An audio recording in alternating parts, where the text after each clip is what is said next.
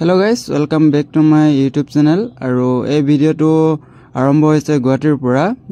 কেতিয়াবা আপোনালোকে শুনিছে যে বৈশিষ্ট্য মন্দিৰ এখন গুৱাহাটীত আছে। সো তালৈ আহিছো তো কিছু দৃশ্য দেখুৱা বুলি ভিডিওটো আৰম্ভ কৰিলো। ভিডিওটো হেকলৈকে চাই থাকিব।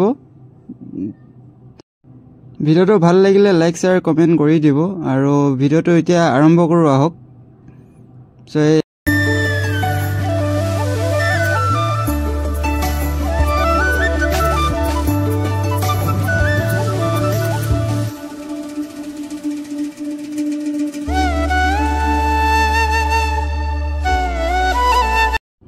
এয়া দেখিছেনে মন্দিৰৰ বাহিৰৰ ভাগ আৰু ইফালে আছে গণেশ দুৰ্গাৰ প্ৰতিমা।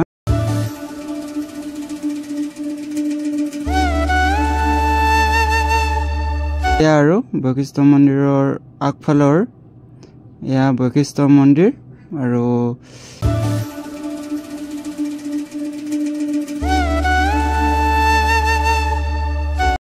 আহক ভিতৰলৈ সোমাই যাওঁ কিনো আছে চাওঁ। ময়ো প্ৰথমবাৰ আহিছো যাতে আপোনালোকে প্ৰথমবাৰ চাইছে যদি চাই ল'ব। তো এয়া আৰু সোমাইছো লাহেকৈ আহকচোন।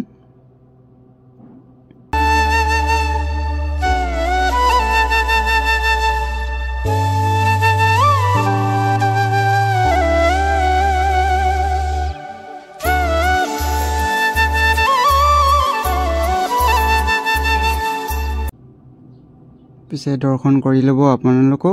এতিয়া ময়ো কৰি লওঁ।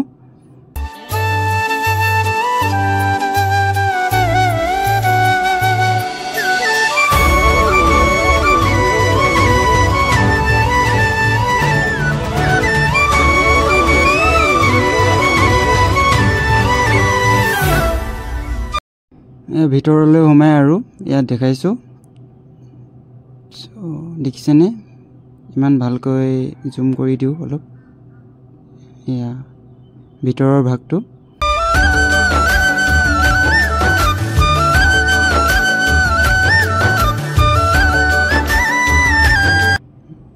আহক পিছফালে যাওঁ।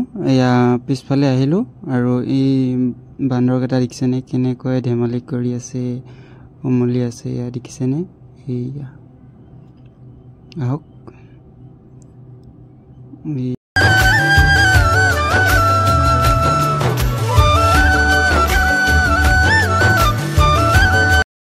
এয়া মন্দিৰৰ পাছফালৰ ভাগৰ। সো ইয়াত আপোনালোকে ফটো উঠিব পাৰে আৰু দেখিছেনে কিমান ধুনীয়া ঠাই।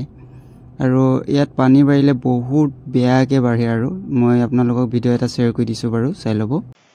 এয়া দেখিছেনে পানী বাঢ়িলে কেনেকৈ বাঢ়ি যায় ইমান। দেখিছেনে বাৰু বৰষুণৰ সময়ত মানে বাৰিষাৰ কালত বহুত পানী হৈ যায় দেখিছে চাগে। আৰু বহুত মানুহ আহিছে দেখিছেনে আপোনালোকক। বহুত বান্দৰবোৰ আছে ইমান ধুনীয়া।